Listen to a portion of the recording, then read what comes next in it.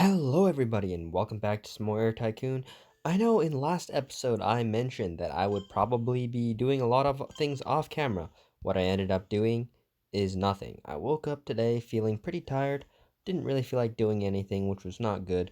Um, I don't know if you guys ever have this, but some days you just wake up and you don't feel very great. I can't really tell you exactly what it is, but today I woke up just that, not feeling too great myself. And yeah, I ended up not doing anything in Air Tycoon Online or basically in real life, which is probably not the best idea, but yeah, anyways. With that in mind, I think I'm gonna spend today's episode scheduling a mix of DC-10s and DC-8s. Um, yeah, Los Angeles, I finally opened a branch there, so we can start taking Los Angeles routes too. Now, there's not so many routes to Los Angeles. First of all, I'm just going to start off taking kind of the basic ones. Obviously, they have no competition right now, and they cannot be stopovers, so we'll be taking these directly, which is kind of nice, I guess, because it's a lot less work. But also, you run out of slots really fast taking routes directly, so that's kind of a disadvantage. But yeah, anyways, once we get to routes which are far enough north, they'll be able to be made into stopovers. But yeah, currently, as you can see, the reason why I'm looking for DC-8s and not 707s is actually this is about the exact range where a DC-8 can make it, but a 707 cannot. But yeah, I mean, we've just started requesting slots there, so it's going to be a while at least before we manage to amass a good amount, so we can focus on our other bases, such as New York and others for now. There is a little bit of an unfortunate amount of competition for some of the better routes to New York, but once again, I'm going to roll on as if they're not there and just happily make my stopover routes. Another thing which is kind of going on right now in this world is I'm just not playing as much as I should be to be keeping up with the best guys. As you can see, my profit was okay, but if we take a look at the leaderboards, I'm ninth and I'm slowly climbing, and I would be on pace for fifth. But I think most of you guys probably want to see me doing at least a little bit better than fifth. Um, I feel like anybody who spends a good amount of time on the game and then plays in the bigger bases will definitely be able to get fifth on their own. So I think I should try and make at least a little bit of an effort to try and climb a little bit higher. Problem is, right? Slot requests and such are now 15 minutes. Um, and with all this in mind, it's going to take a really, like, I have to log in frequently, which is a lot harder than logging in, like, continuously to request slot. You know what I mean? When uh, slot counters are still short, you can just stay on between the slots. But once it's 15 minutes, 15 minutes is really, there's nothing to do in this game besides make routes, right? You can go and micromanage your prices, but that doesn't take very long. And then you just run out of things to do in this game. So yeah, I don't know what I'm gonna do about slots and such in the future. Um, I seriously need to find a way that I can remember to log on every now and then, and just get the slot request rolling. But of course, that's just a lot of work, um, especially for a game that you're trying not to spend too much time on. Anyways, with that in mind, uh, what we can still do, of course, is maximize our stopover routes. That has not changed. I still love stopover routes, and I still want to make them whenever possible. Now, as you can see, we're really running out of stopover destinations all over the world. Like, there's some of these really quite small African destinations. Yeah, later on when we need to upgrade these routes to larger aircraft, 767s or maybe 767, maybe 300s will be good planes for these kind of routes. Or I can just fly, the other side of a lot of these routes is pretty good. Um, like Santo Dominico is a pretty big city. That would be a city which I'd fly a 747 to, but because the other half of the stop is so small, it'll be hard to fit them into a good stop, like a bigger plane. Just fly a smaller plane, make a little bit less money, but make more money at a higher percentage. And you want to do that until, um, all the way until you have so much money you can't spend it all anymore. And for a lot of players, that's never going to happen. You're never going to hit a point where you got so much money you can't spend all of it in a turn. That might just not ever happen. And if that doesn't happen, um, quite simply, then you can spend all your money on the largest planes possible, so you can make as much money. Or no, then no, sorry, I said it wrong. You want to keep spending, what's it called, your money on smaller planes than what your routes can support, and make the most money per plane possible. If you do ever hit the point where you have so much money you can't spend all of it, then you want to change strategies. It's at this point, which instead of deliberately, how should I say this? Um, Instead of deliberately making it so that your planes are a little bit smaller than the maximum size that your routes could support, you kind of want to do the opposite. You want to make sure you're getting the most out of each route and each plane possible, because you obviously don't have enough time to request more and more planes, and it is in that case um, that bigger planes than your routes can normally support, or like catering to the larger half of the stop, for example, become really, really good ideas. So yeah, I kind of just wanted to mention that because that is something that is relevant a lot of the time, at least. Anyways, yeah, I'm still looking for stopover destinations, but stuff like that is not allowed. So I could do something like this as a stopover. That would be a pretty good route.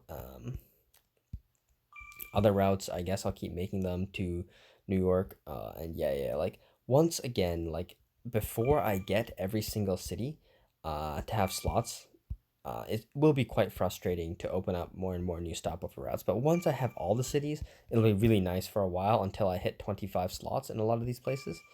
Um, so yeah, we can just continue to do this, I guess. I think we're also getting to the point where we can only be picky about four schedules per week versus three. I think we're just gonna have to take exactly what we get now.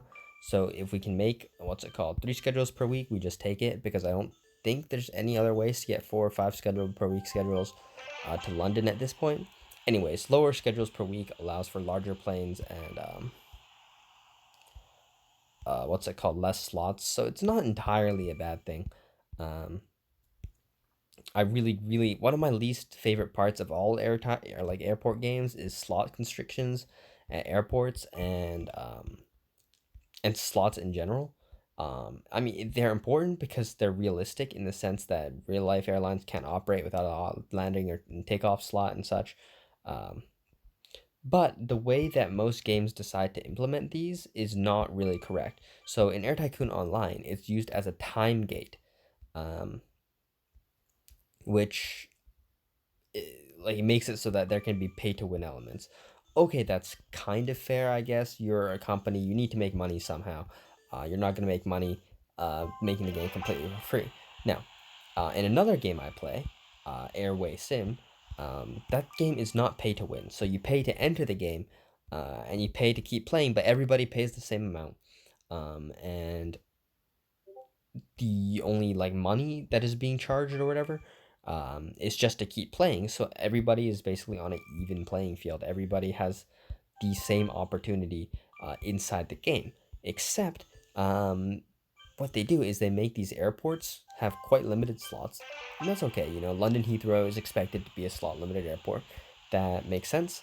Um, but then what they do is they charge a lot for the slots up front to stop larger companies from expanding quickly. Now, what does this actually end up accomplishing is very little, because all the best players will learn that for their first few routes, they want to make longer ones, or ones with maybe slightly larger aircraft than you'd usually use, and then you don't pay so much for slots up front because you focus on slightly longer range routes, which of course require less slots and such. And it kind of affects, so you can't even start with smaller aircraft whatsoever. And smaller aircraft in this game would be smaller than an A320 or 737, um, which we don't see very much in this game because it's just strictly unnecessary, basically. So you don't see very much of those aircraft. But my point still stands, is route number 20, Los Angeles, currently less than 20. Oh, okay. So you need 20 routes in each hub before you can open a new hub. That's a fair point. But I feel like you pay enough of a penalty just in how much less money you make by operating low plane count hubs. But I guess they need a way to limit this manually. Anyways, I'm completely out of slots now, so I'll be back when I get some. All right, everybody. I know my first slots aren't done requesting yet, but I wanted to do something on camera, so A, I have it on camera, and B, you guys can see. I'm just gonna take a look at the number one guy's airline. Um, I want to see how much money he's making, basically, and you can pay to do this. It's just 2 credits. I'm probably gonna spend oh my god, he's making 600,000. All right, let's see what he's spending money on. Service investment, 120K.